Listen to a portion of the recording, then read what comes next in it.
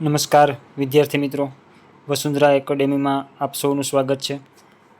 આજે આપણે ટાટ મુખ્ય પરીક્ષા અને ગુજરાતી વિષયનો જે નિબંધનો ટોપિક છે એ નિબંધના ટોપિક અંતર્ગત જે સાંપ્રત સમયમાં ખૂબ જ ચર્ચામાં રહેલા અને પરીક્ષામાં પૂછાઈ શકે એવા બે નિબંધો, એમાંનો એક જે છે નિબંધ કૃત્રિમ બુદ્ધિમત્તા અને શાળા શિક્ષણ, અને બીજો નિબંધ છે ભારત એટ 2047. એ બે નિબંધ જે છે ખૂબ જ અગત્યના અને પૂછાઈ શકે એવા છે. તો એના વિશે આજે આપણે ચર્ચા કરીશું, સમજીશું. તો આપ સૌ એને ધ્યાનથી સાંભળજો.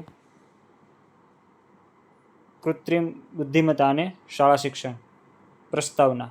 આધુનિક વિજ્ઞાન અને ટેકનોલોજીના યુગમાં કૃત્રિમ બુદ્ધિમત્તા એટલે કે આર્ટિફિશિયલ ઇન્ટેલિજન્સ AI માનવ જીવનના લગભગ દરેક ક્ષેત્રમાં પરિવર્તન લાવી રહી છે. આરોગ્ય, કૃષિ, ઉદ્યોગ, બેન્કિંગ, પરિવહન અને શિક્ષણ જેવા ક્ષેત્રોમાં તેનો વ્યાપક ઉપયોગ થઈ રહ્યો છે. શિક્ષણ ક્ષેત્રમાં કૃત્રિમ બુદ્ધિમત્તાએ શિક્ષણ અને અધ્યયનની પદ્ધતિઓમાં નોંધપાત્ર પરિવર્તન લાવ્યું છે. તે શિક્ષણને વધુ ગુણવત્તાયુક્ત, સરળ, અસરકારક અને વિદ્યાર્થી કેન્દ્રિત બનાવવામાં મહત્વની ભૂમિકા ભજવે છે. કૃત્રિમ બુદ્ધિમત્તાનો અર્થ.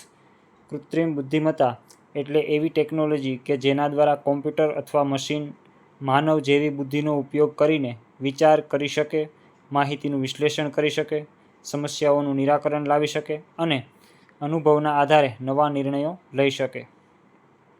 મશીન લર્નિંગ, ડીપ લર્નિંગ અને નેચરલ લેંગ્વેજ પ્રોસેસિંગ જેવી પદ્ધતિઓ કૃત્રિમ બુદ્ધિમત્તાના મુખ્ય આધારસ્તંભો છે. શાળા શિક્ષણમાં કૃત્રિમ બુદ્ધિમત્તાનો ઉપયોગ. આજકાલ શાળાઓમાં smart classroom, digital board, online શિક્ષણ, વર્ચ્યુઅલ લેબ અને AI આધારિત શૈક્ષણિક એપ્લિકેશનોનો ઉપયોગ વધી રહ્યો છે. AI વિદ્યાર્થીઓની શૈક્ષણિક જરૂરિયાતો અને તેમની શીખવાની ગતિ અનુસાર અભ્યાસ સામગ્રી ઉપલબ્ધ કરાવે છે. મુશ્કેલ વિષયોને ચિત્રો, વિડીયો અને એનિમેશન દ્વારા સરળતાથી સમજાવી શકાય છે. શિક્ષકો માટે પણ AI ખૂબ ઉપયોગી સાબિત થાય છે. પાઠ યોજના તૈયાર કરવી, પ્રશ્નપત્ર બનાવવો, ઉત્તરવહીનું મૂલ્યાંકન કરવું, વિદ્યાર્થીઓની પ્રગતિનું વિશ્લેષણ કરવું તથા વ્યક્તિગત માર્ગદર્શન આપવું વધુ સરળ બને છે. આથી શિક્ષકોને વિદ્યાર્થીઓ સાથે વધુ ગુણવત્તાયુક્ત સમય વિતાવવાની તક મળે છે. કૃત્રિમ બુદ્ધિમત્તાના લાભો. કૃત્રિમ બુદ્ધિમત્તાથી શિક્ષણ વધુ રસપ્રદ, સચોટ અને સમયબદ્ધ બને છે. વિદ્યાર્થીઓ પોતાની ગતિએ અભ્યાસ કરી શકે છે તથા વારંવાર પુનરાવર્તન કરીને વિષયને વધુ સારી રીતે સમજી શકે છે. શિક્ષણમાં વ્યક્તિગત અભિગમ વિકસે છે અને નબળા વિદ્યાર્થીઓને વધારાની સહાય મળે છે. ઓનલાઈન પરીક્ષાઓ, તાત્કાલિક પરિણામો અને સ્વચાલિત મૂલ્યાંકનથી સમય અને શ્રમ બંનેની બચત થાય છે. ઉપરાંત ડિજિટલ સાક્ષરતા, સમસ્યા ઉકેલવાની ક્ષમતા, સર્જનાત્મકતા અને નવીન વિચારસરણી જેવા 21મી સદીના કૌશલ્યોનો વિકાસ થાય છે. પડકારો અને મર્યાદાઓ. કૃત્રિમ બુદ્ધિમત્તાના અનેક લાભો હોવા છતાં તેના કેટલાક પડકારો પણ છે. દરેક વિદ્યાર્થી પાસે ઇન્ટરનેટ અને ડિજિટલ સાધનો ઉપલબ્ધ નથી, જેના કારણે શિક્ષણમાં અસમાનતા સર્જાઈ શકે છે. ટેકનોલોજી પર વધુ પડતી નિર્ભરતા વિદ્યાર્થીઓની સ્વતંત્ર વિચારશક્તિ અને સર્જનાત્મકતા પર અસર કરી શકે છે. માહિતીની ગોપનીયતા, સાયબર સુરક્ષા અને AIના જવાબદાર ઉપયોગ જેવા મુદ્દાઓ પણ અત્યંત મહત્વપૂર્ણ છે. તેથી AIનો ઉપયોગ શિક્ષકના માર્ગદર્શન હેઠળ અને નૈતિક મૂલ્યોને ધ્યાનમાં રાખીને કરવો જરૂરી છે. ઉપસંહાર. કૃત્રિમ બુદ્ધિમત્તા શિક્ષણ ક્ષેત્ર માટે એક ક્રાંતિકારી સાધન છે. તે શિક્ષકનું સ્થાન લઈ શકતી નથી, પરંતુ શિક્ષકના કાર્યને વધુ અસરકારક અને પરિણામલક્ષી બનાવે છે. શિક્ષણમાં AIનો સંતુલિત, જવાબદાર અને સમજદારીપૂર્વક ઉપયોગ કરવામાં આવે તો વિદ્યાર્થીઓમાં જ્ઞાન, કૌશલ્ય, સર્જનાત્મકતા અને આત્મવિશ્વાસનો વિકાસ થશે. નવી શિક્ષણ નીતિ અને ડિજિટલ શિક્ષણના યુગમાં કૃત્રિમ બુદ્ધિમત્તાનો યોગ્ય ઉપયોગ કરીને ગુણવત્તાયુક્ત, સર્વસમાવેશક અને ભવિષ્યલક્ષી શિક્ષણનું નિર્માણ કરી શકાય છે. તેથી શાળા શિક્ષણમાં AIને સહાયક સાધન તરીકે અપનાવીને શિક્ષણને વધુ આધુનિક, અસરકારક અને સર્વસુલભ બનાવવું આજના સમયની મહત્વપૂર્ણ જરૂરિયાત છે.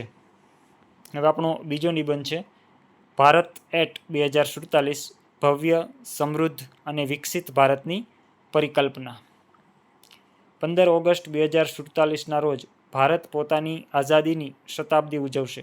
આ માત્ર એક ઐતિહાસિક તારીખ નથી, પરંતુ 125 કરોડથી વધુ ભારતીયોના ત્યાગ, તપસ્યા અને અવિરત પરિશ્રમની પરાકાષ્ઠા હશે. 1947માં ગુલામીની જંજીરો તોડીને શ્વાસ લેનારા ભારતે વીતેલા દાયકાઓમાં અનેક પડકારોનો સામનો કર્યો છે. હવે જ્યારે દેશ અમૃતકાળમાંથી પસાર થઈને શતાબ્દીકાળ તરફ ડગ માંડી રહ્યો છે, ત્યારે આપણો એક જ સંકલ્પ છે: ભારતને એક અજેય, સ્વનિર્ભર અને વિકસિત રાષ્ટ્ર બનાવવું. ભવિષ્યના આ ભવ્ય ભારત માટે કોઈએ સાચું જ લખ્યું છે: નવી સદીનો નવો ઉજાસ, આત્મનિર્ભરતા સાથે દેશનો વિકાસ. વર્ષ 2047નું ભારત વિશ્વની ટોચની અર્થવ્યવસ્થાઓમાં મોખરે હશે. કૃષિ, ઉદ્યોગ અને સેવા ક્ષેત્ર ત્રિવેણી સંગમથી દેશનો જીડીપી નવા રેકોર્ડ સ્થાપિત કરશે. દેશના છેવાડાના નાગરિક સુધી આર્થિક સમૃદ્ધિ પહોંચશે અને રોટી, કપડાં અને મકાનની પ્રાથમિક જરૂરિયાતોથી આગળ વધીને દરેક ભારતીય સન્માનજનક જીવન જીવશે.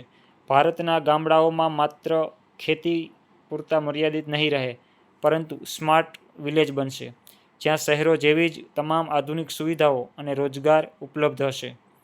ભવિષ્યનું ભારત ટેકનોલોજીના ક્ષેત્રે પણ જગતનું નેતૃત્વ કરશે. Artificial intelligence, quantum computing, data science અને રોબોટિક્સ ભારતના રોજિંદા જીવનનો મુખ્ય હિસ્સો હશે. ઇસરોના માધ્યમથી ભારત ચંદ્ર અને મંગળથી આગળ વધીને ઊંડા અંતરિક્ષના રહસ્યો શોધવામાં વિશ્વનું નેતૃત્વ કરતું હશે. મેક ઇન ઇન્ડિયાની સફળતા બાદ design and innovate in India આપણો નવો વૈશ્વિક મંત્ર બનશે. કોઈ પણ દેશનો સાચો વિકાસ તેના નાગરિકોની સુખાકારી પર આધારિત છે. 2047માં ભારતની શિક્ષણ અને સ્વાસ્થ્ય પ્રણાલી વિશ્વ માટે એક મોડેલ બનશે. ગોખણપટ્ટી આધારિત શિક્ષણના સ્થાને કૌશલ્યવર્ધક અને રોજગારલક્ષી શિક્ષણ આપવામાં આવશે. ભારતની યુનિવર્સિટીઓ વિશ્વના શ્રેષ્ઠ વિદ્યાર્થીઓ માટે આકર્ષણનું કેન્દ્ર બનશે અને પ્રાચીન નાલંદા તક્ષશિલાનો વૈભવ પુનઃ જીવિત થશે. ટેલિમેડિસિન અને એડવાન્સ હેલ્થકેર સિસ્ટમના કારણે ગંભીર બીમારીઓનો ઇલાજ સસ્તો અને દરેક નાગરિકની પહોંચમાં હશે. પ્રિવેન્ટિવ હેલ્થકેર અને યોગ આયુર્વેદના સમન્વયથી ભારત એક તંદુરસ્ત રાષ્ટ્ર બનશે. સાથોસાથ જ્યાં સુધી સમાજમાં સમાનતા ન હોય ત્યાં સુધી વિકાસ અધૂરો છે. 2047નું ભારત સામાજિક ભેદભાવોથી મુક્ત હશે. જ્યાં નારી શક્તિનો આદર થાય, એ જ ભારત સાચો પ્રગતિવાન કહેવાય. આ વર્ષોમાં ભારત સામાજિક કુરીતિઓ, જ્ઞાતિવાદ, કોમવાદ અને લિંગભેદને સંપૂર્ણપણે તિલાંજલિ આપી ચૂક્યું હશે. દેશની દીકરીઓ સંરક્ષણ દળો, વૈજ્ઞાનિક સંશોધનો, રમતગમત અને રાજકારણ જેવા તમામ ક્ષેત્રોમાં પુરુષો સમોવડી બનીને દેશનું નેતૃત્વ કરતી જોવા મળશે. આપણે એવા વિકાસની કલ્પના કરીએ છીએ જે પ્રકૃતિના ભોગે ન હોય. ગ્લોબલ વોર્મિંગ અને પર્યાવરણીય કટોકટી વચ્ચે ભારત વિશ્વને બચાવવાનો માર્ગ બતાવશે. 2047માં ભારત 100% પુનઃપ્રાપ્ય ઉર્જા એટલે કે સોલાર, વિન્ડ અને હાઇડ્રોજન એનર્જી પર નિર્ભર હશે.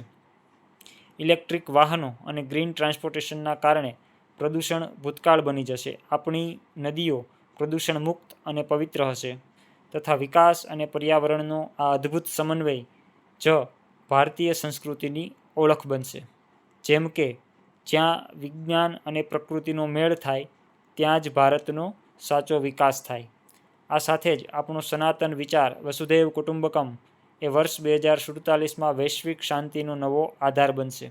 ભારત જગતમાં પોતાની સૈન્ય તાકાતના જોરે નહીં, પરંતુ પોતાના ઉચ્ચ નૈતિક મૂલ્યો, સમૃદ્ધ લોકશાહી, આધ્યાત્મિક જ્ઞાન અને ભાઈચારાની ભાવનાથી વિશ્વગુરુનું સ્થાન ફરી પ્રાપ્ત કરશે અને મુશ્કેલીના સમયમાં સમગ્ર વિશ્વ મદદ માટે ભારત તરફ આશાભરી નજરે જોશે.